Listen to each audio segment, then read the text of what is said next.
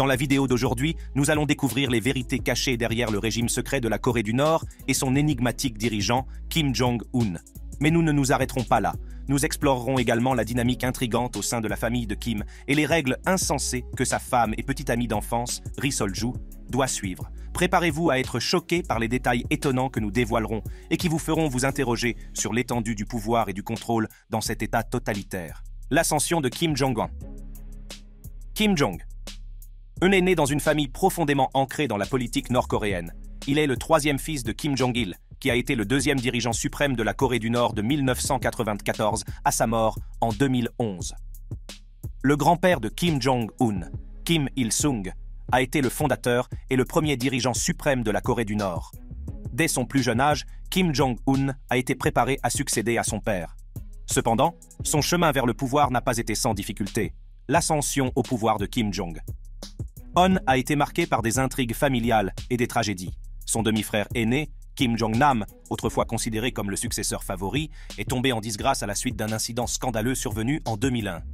Pris en flagrant délit de tentative d'entrée au Japon avec un passeport falsifié pour se rendre à Tokyo Disneyland, Kim Jong-nam a vu son destin basculer.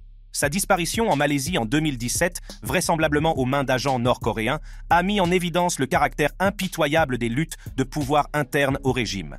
Les révélations de l'ancien chef personnel de Kim Jong-il, Kenji Fujimoto, ont jeté une lumière supplémentaire sur la dynamique au sein de la famille régnante. Les informations de Fujimoto décrivent Kim Jong-un comme l'héritier choisi, préféré par son père à son frère aîné, Kim Jong-chul. Fujimoto attribue cette préférence à la ressemblance perçue de Jong-un avec son père, contrastant avec le comportement prétendument féminin de Jong-chul. Ces révélations donnent un aperçu du réseau complexe de politique familiale et de dynamique personnelle qui façonne la succession au pouvoir en Corée du Nord. En outre, M. Fujimoto a loué l'aptitude de Kim Jong-un à prendre la relève, affirmant que, si le pouvoir doit être transmis, Jong-un est le mieux placé pour le faire. Il a loué les prouesses physiques de Jong-un, notant ses remarquables qualités athlétiques et sa résistance, associées à une détermination inébranlable à ne jamais concéder la défaite.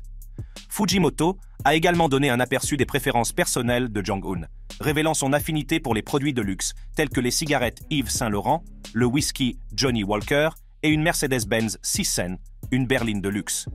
Revenant sur un moment poignant de la jeunesse de Jong-un, Fujimoto a relaté un échange au cours duquel le futur dirigeant a fait part de son introspection quant à son mode de vie opulent juxtaposé au sort des citoyens ordinaires. À l'âge de 18 ans, Jong-un s'est interrogé sur cette disparité, réfléchissant à la signification de son mode de vie opulent par rapport aux difficultés rencontrées par la population moyenne. Par la suite, le 8 mars 2009, BBC News a révélé la candidature de Jong-un aux élections de 2009 à l'Assemblée populaire suprême, l'organe législatif de la Corée du Nord. Bien que les premiers rapports aient suggéré son omission de la liste des législateurs, Jong-un a ensuite assumé un rôle de premier plan au sein de la Commission de défense nationale, soulignant ainsi son influence grandissante au sein de la hiérarchie militaire nord-coréenne. Depuis 2009, les cercles diplomatiques internationaux ont anticipé l'ascension de Kim Jong-un pour succéder à son père, Kim Jong-il, en tant que leader du Parti des travailleurs coréens et dirigeant de facto de la Corée du Nord. Investi du titre de brillant camarade, Kim Jong-un a été de plus en plus reconnu comme l'héritier choisi par son père, Kim Jong. Il a notamment demandé au personnel des ambassades à l'étranger de prêter allégeance à son fils, confirmant ainsi le plan de succession. Des rapports ont fait surface indiquant un effort concerté pour encourager un culte de la personnalité autour de Kim Jong-un, semblable à l'adulation accordée à ses prédécesseurs, Kim Jong-il et Kim Il-sung. Les citoyens nord-coréens auraient été encouragés à chanter des hymnes vantant les vertus de Kim Jong-un, renforçant ainsi son statut au sein du régime. Lors d'une manœuvre clandestine en juin, Kim Jong-un aurait effectué une visite secrète en Chine, apparemment pour se familiariser avec les dirigeants chinois. Ces affirmations ont toutefois été réfutées avec véhémence par le ministère chinois des Affaires étrangères, ce qui a jeté le doute sur cette visite. En septembre 2009, Kim Jong il aurait obtenu le soutien de la population à son plan de succession grâce à une vaste campagne de propagande. Certains pensent que la participation de Kim Jong-un à des actions militaires provocatrices, telles que le naufrage du Cheonan et le bombardement de l'île de Yeonpyeong, a servi à renforcer ses références militaires et à consolider sa position en tant qu'héritier présomptif. Ces manœuvres ont été perçues comme des mouvements stratégiques visant à faciliter un transfert en douceur du pouvoir du père au fils. Fin 2010, Kim Jong-un a commencé à être considéré comme le futur dirigeant de la Corée du Nord. Après la mort de son père en décembre 2011, la télévision d'État l'a officiellement annoncé comme le grand successeur. Le 27 septembre 2010, une étape importante a marqué l'ascension de Kim Jong-un dans la hiérarchie militaire nord-coréenne. Il a été élevé au rang de Daejang, l'équivalent d'un général 4 étoiles aux États-Unis. Cette promotion, annoncée la veille d'une rare conférence du Parti des travailleurs à Pyongyang, a marqué la première fois que les médias nord-coréens ont reconnu publiquement le nom de Kim Jong-un, malgré son manque d'expérience militaire. Il est à noter que l'annonce n'a fourni que peu de détails et n'a pas fourni de portrait vérifiable de Kim. Le lendemain, le 28 septembre 2010, l'importance de Kim Jong-un au sein du régime s'est encore renforcée. Il a été nommé vice-président de la commission militaire centrale et a obtenu un siège au comité central du Parti des travailleurs, ce qui indique clairement qu'il est le successeur de Kim Jong. La trajectoire de Kim Jong-un vers le leadership s'est poursuivie. Le 10 octobre 2010, il s'est tenu aux côtés de son père lors de la célébration du 65e anniversaire du Parti des travailleurs au pouvoir, un moment décisif qui a confirmé son rôle éminent de leader au sein du parti. L'événement a bénéficié d'une couverture médiatique internationale sans précédent, soulignant l'importance de la présence de Kim Jong-un. En janvier 2011, des informations ont fait état d'une vaste purge lancée par le régime. Environ 200 protégés de personnalités influentes, dont le beau-oncle de Kim Jong, Eun Jang-song-taek, et Oh Kuk-ryol, le vice-président de la Commission de défense nationale, auraient été ciblés en vue d'une détention ou d'une exécution. Cette purge visait à consolider le pouvoir de Kim Jong-un et à éliminer les rivaux potentiels au sein du cercle rapproché du régime. Kim Jong-un a rapidement consolidé sa position dans le paysage politique du pays. Il a assumé les titres de secrétaire général du Parti du travail de Corée et de président des affaires d'État. En juillet 2012, il a été promu au grade le plus élevé de maréchal de l'armée populaire coréenne, consolidant ainsi sa position de commandant suprême des forces armées. Sous la direction de Kim Jong-un, la Corée du Nord a suivi une politique de Byongjin qui se concentre sur le développement simultané de l'économie et du programme d'armement nucléaire du pays. Il s'est également efforcé d'étendre le pouvoir du Parti des travailleurs de Corée en diminuant l'influence des dirigeants militaires. Toutefois, le règne de Kim Jong-un n'a pas été exempt de controverses. En 2014, un rapport du Conseil des droits de l'homme des Nations Unies a suggéré qu'il pourrait être jugé pour crimes contre l'humanité. Des rapports ont également fait état de purges et d'exécutions de responsables nord-coréens, dont son propre oncle, Jang Song-taek, en 2013. En dépit des tensions et de la surveillance internationale, Kim Jong-un a réussi à présider à l'expansion de l'économie de consommation, des projets de construction et des attractions touristiques en Corée du Nord. Sous la direction de Kim Jong-un, le culte de la personnalité entourant la famille régnante a atteint des niveaux sans précédent, consolidant son statut de dirigeant suprême de la Corée du Nord. Les machines de propagande ont travaillé sans relâche pour vanter les vertus de Kim Jong-un, le présentant comme un leader visionnaire destiné à mener la nation à une grandeur inégalée. Son image a orné d'innombrables portraits et statues dans tout le pays, renforçant la perception omniprésente de son autorité. Le mariage mystérieux de Kim Jong-un et de Ri Sol-ju. Ri Sol-ju, âgée d'une vingtaine d'années, a attiré l'attention du public lorsqu'elle a commencé à accompagner Kim Jong-un lors de ses apparitions publiques. C'est le 25 juillet 2012 que les médias d'État nord-coréens ont annoncé pour la première fois que Kim Jong-un était marié à Ri Sol-ju. Avant de devenir la première dame de Corée du Nord, Ri Sol-ju était issue d'une famille riche et respectée. Sa mère occupait un poste important en tant que chef du service de gynécologie d'un hôpital, tandis que son père était professeur. On pense que Ri a rencontré Kim Jong-un par l'intermédiaire de son oncle, qui était l'un de ses conseillers militaires. Cependant, leur mariage n'est pas le fruit d'une histoire d'amour classique. Selon certaines informations, Kim Jong-il, le père de Kim Jong-un, aurait organisé ce mariage à la hâte après avoir été victime d'une attaque cérébrale en 2008. En Corée du Nord, il est impossible de refuser l'ordre d'un dictateur et Ri n'a eu d'autre choix que de s'y plier.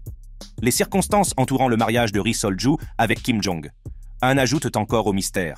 Elle a été contrainte de changer de nom et d'adopter une nouvelle identité après être devenue l'épouse du dirigeant suprême. Son passé, y compris son vrai nom et son année de naissance, reste entouré de secrets. Depuis qu'elle est devenue la première dame de Corée du Nord, Ri Sol-ju a dû faire face à de nombreuses restrictions et limitations. Elle n'est pas autorisée à rencontrer sa famille, bien qu'elle soit issue d'un milieu respecté. Ses apparitions publiques se font toujours aux côtés de son mari, et même ses enfants sont tenus à l'écart du regard du public. L'apparence de Ri Sol-ju est également strictement réglementée. Alors qu'elle se distinguait initialement par son apparence occidentale, elle se limite désormais à des vêtements et des coiffures conservateurs qui sont restés inchangés depuis la naissance de sa première fille. Il est strictement interdit à la presse de couvrir Ri Sol-ju sans l'autorisation directe de Kim Jong-un. Dans un monde où les célébrités sont constamment entourées de paparazzi, la première dame et sa famille restent à l'abri des regards. Ri Sol-ju ne peut pas non plus quitter la Corée du Nord, sauf pour se rendre aux funérailles d'un dirigeant, et même dans ce cas, elle doit être accompagnée de son mari. Il s'agit là d'un contraste frappant avec ses expériences antérieures d'études à l'étranger en Chine et même de visites en Corée du Sud en tant que pom-pom girl. Les règles strictes et les limites imposées à Ri Sol-ju mettent en évidence la nature oppressive du régime et le pouvoir exercé par Kim Jong-un. Sa vie en tant qu'épouse du dictateur est marquée par le secret, l'isolement et la pression constante pour se conformer aux attentes du régime. Les règles strictes pour Ri Sol-ju, l'épouse de Kim Jong-un. Contrairement à de nombreuses premières dames dans le monde, Ri Sol-ju n'est pas autorisée à faire des apparitions publiques seule. On la voit toujours aux côtés de son mari, Kim Jong-un, et rarement sans lui. Cette restriction l'empêche d'avoir une présence indépendante ou une identité publique. En outre, les enfants de Ri Sol-ju sont également protégés des regards du public. À l'ère des médias sociaux et de l'Internet, où la vie des personnalités publiques est souvent documentée, aucune photo de leurs enfants n'a jamais été vue. Le secret qui entoure leur vie familiale ajoute au caractère mystique de la famille régnante en Corée du Nord. Il est également interdit à Ri Sol-ju d'assister à des fonctions ou à des événements publics. Alors que les premières dames d'autres pays participent souvent à des œuvres philanthropiques et à des engagements publics, Ri Sol-ju ne participe pas à de telles activités. Son rôle se limite essentiellement à celui d'épouse du guide suprême. Il est strictement interdit à la presse de couvrir Ri Sol-ju sans l'autorisation directe de Kim Jong-un. Dans un monde où les célébrités indiennes et hollywoodiennes sont constamment entourées de paparazzi, la première dame et sa famille restent à l'abri des regards indiscrets des médias. Ce niveau de contrôle de son image publique renforce le désir du régime de maintenir un récit soigneusement élaboré. En outre, Ri Sol-ju n'est pas autorisée à quitter la Corée du Nord sans la permission de son mari. Elle n'a pas le droit de voyager ou de participer à des excursions en dehors du pays, à l'exception des visites liées aux funérailles d'un dirigeant. Même dans ce cas, elle doit être accompagnée par Kim Jong-un. Cette limitation de sa mobilité l'isole encore davantage du monde extérieur. Les règles strictes imposées à Ri Sol-ju s'étendent également à sa vie privée. Elle a été contrainte de cacher ses grossesses aux yeux du public, disparaissant de la scène publique pendant plusieurs mois. Le niveau de sécurité et d'isolement qui l'entoure pendant ces périodes témoigne de la volonté du régime de contrôler tous les aspects de sa vie. La vie de Ri Sol-ju, l'épouse de Kim Jong-un, est régie par un ensemble de règles et de limitations strictes. De ses apparitions et engagements publics limités au contrôle de sa vie privée, elle vit sous une surveillance et un contrôle constant. Ces règles soulignent la nature oppressive du régime et le pouvoir exercé par Kim Jong-un. Elles rappellent brutalement le manque de liberté et d'autonomie dont souffrent les membres de la famille régnante de Corée du Nord. Lorsque Ri Sol-ju est apparue pour la première fois aux yeux du public, elle a attiré l'attention par son apparence de style occidental. Cependant, au fil du temps, sa collection de vêtements a subi une transformation significative. Elle n'était plus autorisée à porter des jeans ou tout autre vêtement s'écartant des normes conservatrices établies par le régime. Chaque élément de sa garde-robe devait être approuvé par son mari, Kim Jong-un. De même, la coiffure de Ri Sol-ju est restée inchangée depuis la naissance de sa première fille. Elle n'a pas la liberté d'expérimenter d'autres coiffures ou de modifier son apparence sans l'approbation de son mari. Cette restriction renforce encore le désir du régime de maintenir une image spécifique et de contrôler tous les aspects de sa personnalité publique. Les limites imposées au choix personnel de Ri Sol-ju vont au-delà de son apparence. Elle n'est pas non plus autorisée à rencontrer sa famille, bien qu'elle soit issue d'un milieu riche et respecté. La séparation d'avec sa famille ajoute à l'isolement qu'elle subit en tant qu'épouse du dirigeant suprême. Ces restrictions sur les choix personnels de Ri Sol-ju mettent en évidence la nature oppressive du régime et le contrôle exercé sur tous les aspects de sa vie.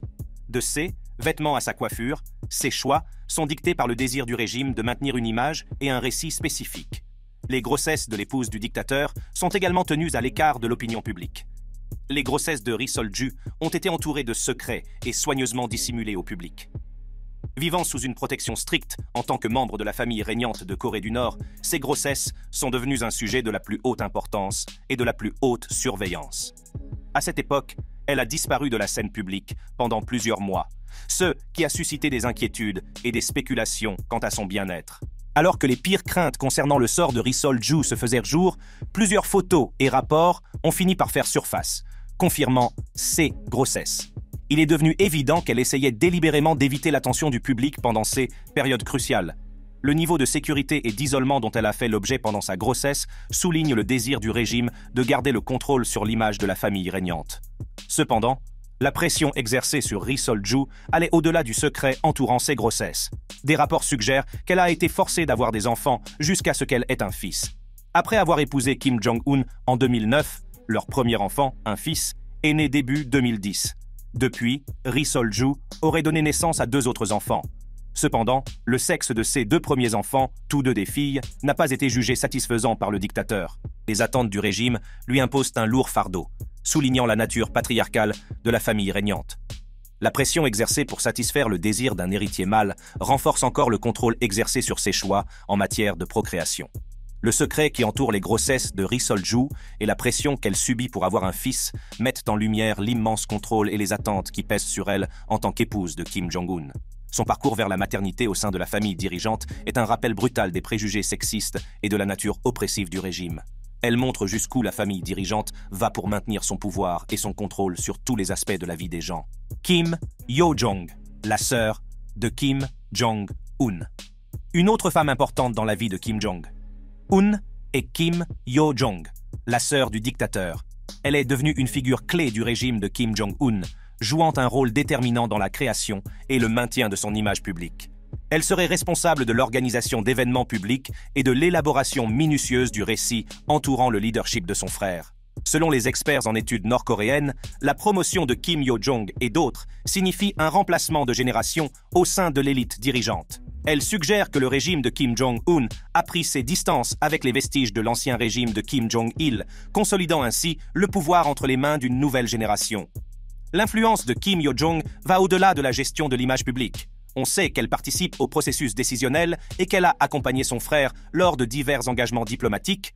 Sa présence et sa participation à des réunions de haut niveau et à des sommets internationaux ont attiré l'attention et suscité des spéculations sur son rôle potentiel au sein du régime. Si Kim Jong-un reste le dirigeant suprême, l'ascension de Kim Yo-jong souligne l'importance des liens familiaux et de la consolidation du pouvoir au sein de la famille régnante. Son rôle dans l'élaboration de l'image publique de Kim Jong-un et dans l'organisation d'événements publics renforce le désir du régime de maintenir un récit soigneusement élaboré et de projeter une image de stabilité et de continuité. L'influence de Kim Yo-jong au sein du régime ajoute une nouvelle couche de complexité à la dynamique du pouvoir en Corée du Nord. En tant que sœur cadette du dirigeant suprême, elle exerce une influence considérable et joue un rôle crucial dans le maintien de la mainmise du régime sur le pouvoir. Conséquence du non-respect des règles strictes pour l'épouse de Kim Jong-un. Les conséquences de la désobéissance ou du non-respect des règles strictes imposées à l'épouse de Kim Jong-un sont sévères et peuvent mettre sa vie en danger. La mainmise du régime sur le pouvoir est maintenue par la peur, le contrôle et la suppression de toute forme de dissidence. En Corée du Nord, où le régime fonctionne comme un État totalitaire, tout acte de défiance ou de non-conformité est puni rapidement et sévèrement. Ceux qui osent défier les règles risquent l'emprisonnement, la torture, voire l'exécution. Le contrôle exercé par le régime sur les médias et le discours public garantit que toute transgression ou violation des règles est étouffée et cachée aux yeux du public. Cela renforce encore la peur et l'isolement des membres de la famille régnante. Les conséquences n'affectent pas seulement l'individu qui enfreint les règles, mais peuvent également s'étendre aux membres de sa famille. Conséquences du non-respect des règles strictes pour l'épouse de Kim Jong-un. Les conséquences de la désobéissance ou du non-respect des règles strictes imposées à l'épouse de Kim Jong-un sont sévères et peuvent mettre sa vie en danger. La mainmise du régime sur le pouvoir est maintenue par la peur, le contrôle et la suppression de toute forme de dissidence. En Corée du Nord, où le régime fonctionne comme un État totalitaire, tout acte de défiance ou de non-conformité est puni rapidement et sévèrement. Ceux qui osent défier les règles risquent l'emprisonnement, la torture, voire l'exécution. Le contrôle exercé par le régime sur les médias et le discours public garantit que toute transgression ou violation des règles est étouffée et cachée aux yeux du public. Cela renforce encore la peur et l'isolement des membres de la famille régnante. Les conséquences n'affectent pas seulement l'individu qui enfreint les règles, mais peuvent également s'étendre aux membres de sa famille. Malgré le contrôle strict et l'isolement imposé au peuple nord-coréen, Kim Jong-un a présidé à l'expansion de l'économie de consommation. Ces dernières années, la disponibilité des biens de consommation et des services a sensiblement augmenté dans le pays. Cela comprend l'introduction de nouveaux produits, l'amélioration de l'infrastructure et la création de marchés où les gens peuvent acheter une plus large gamme de biens. Outre l'économie de consommation, Kim Jong-un a également mis l'accent sur divers projets de construction visant à moderniser et à développer le pays. Ces projets comprennent la construction de nouveaux bâtiments, de routes et d'infrastructures. Le régime a beaucoup investi dans le développement urbain, en particulier dans la capitale, Pyongyang. La ligne d'horizon de la ville s'est transformée avec l'ajout de gratte-ciel modernes et de points de repère architecturaux. En outre, la Corée du Nord s'est efforcée d'attirer les touristes et de mettre en valeur son patrimoine culturel. Le régime a investi dans le développement d'attractions touristiques, notamment des parcs à thème, musées et sites culturels. Ces initiatives visent à promouvoir la Corée du Nord en tant que destination touristique et à offrir aux visiteurs une expérience enrichie de l'histoire et de la culture du pays. Si cette évolution peut paraître surprenante, compte tenu de la réputation d'isolement du régime, elle répond à de multiples objectifs. L'expansion de l'économie de consommation permet au régime de maintenir un certain niveau de contrôle et de stabilité en fournissant à la population un accès aux biens et aux services. Les projets de construction et les attractions touristiques, quant à eux, servent à projeter une image de progrès et de développement au monde extérieur. Cependant, il est important de noter que ces développements sont soigneusement contrôlés et souvent limités à des zones spécifiques, bénéficiant principalement à l'élite dirigeante et à des segments sélectionnés de la population. La majorité des Nord-Coréens restent confrontés à des difficultés économiques et à un accès limité aux ressources. Sous la direction de Kim Jong-un, la Corée du Nord a connu une expansion de l'économie de consommation, des projets de construction et le développement d'attractions touristiques. Ces initiatives répondent à de multiples objectifs, notamment le maintien du contrôle, la projection d'une image de progrès et l'attraction de l'attention extérieure. Toutefois, il est essentiel de reconnaître que ces développements ne sont pas représentatifs des conditions de vie générales et des libertés dont jouit la majorité de la population. Toutefois, le mandat de Kim Jong, il n'a pas été exempt de difficultés. Son leadership a été marqué par des tensions accrues avec les principaux acteurs mondiaux, notamment les États-Unis, la Corée du Sud et même la Chine. L'attitude agressive du régime, illustrée par l'expansion de l'arsenal nucléaire de la Corée du Nord et les fréquents essais de missiles, a renforcé les inquiétudes de la communauté internationale et attiré une attention accrue. Malgré sa main de fer sur le pouvoir, le régime de Kim Jong-un fait l'objet de nombreuses critiques et condamnations pour ses politiques répressives et ses violations des droits de l'homme. La nature fermée et autoritaire de la société nord-coréenne a donné lieu à de nombreux rapports d'atrocités, suscitant de vives critiques de la part de la communauté internationale. Pour tenter d'apaiser les tensions et de favoriser les relations diplomatiques, Kim Jong-un s'est engagé dans des sommets sans précédent avec le président sud-coréen Moon Jae-in et l'ancien président américain Donald Trump. Ces rencontres historiques, bien qu'accueillies initialement avec un optimisme prudent, n'ont finalement pas permis de réaliser des progrès substantiels vers la dénucléarisation et une paix durable dans la péninsule coréenne. Le réseau complexe de relations sur la péninsule est encore compliqué par l'implication de puissances régionales comme la Chine et la Russie, chacune ayant ses propres intérêts et objectifs stratégiques. Leur influence ajouta une nouvelle couche de complexité aux négociations et aux efforts de paix, rendant le chemin vers la résolution encore plus ardu. La situation reste fluide, avec des négociations en cours et des flambées de tensions périodiques. Bien qu'il y ait eu des moments intermittents de dialogue et d'engagement, des obstacles importants persistent, empêchant la conclusion d'accords globaux et l'instauration d'une paix durable. Alors que Kim Jong-un relève ces défis, son héritage reste incertain. Bien qu'il ait consolidé son autorité sur le plan intérieur, les menaces persistantes qui pèsent sur la stabilité de son régime, tant à l'intérieur qu'à l'extérieur, jettent une ombre sur son leadership.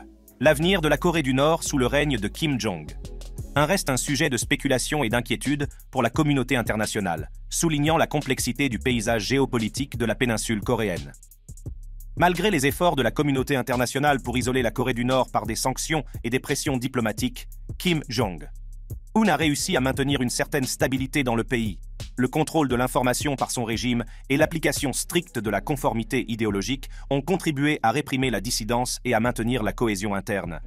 Les ambitions nucléaires de la Corée du Nord restent une source de préoccupation majeure pour la communauté internationale.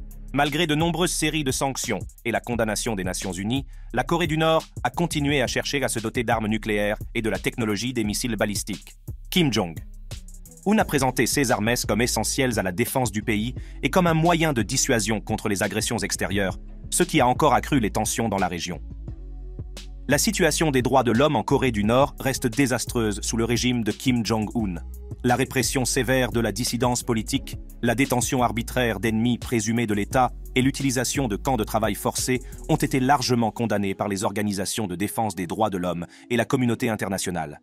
Malgré les appels à la réforme, Kim Jong-un n'a guère montré de volonté de s'attaquer à ces problèmes, privilégiant avant tout la stabilité et le contrôle du régime. Si vous avez apprécié cette vidéo, n'hésitez pas à consulter nos autres vidéos similaires et étonnantes sur l'écran.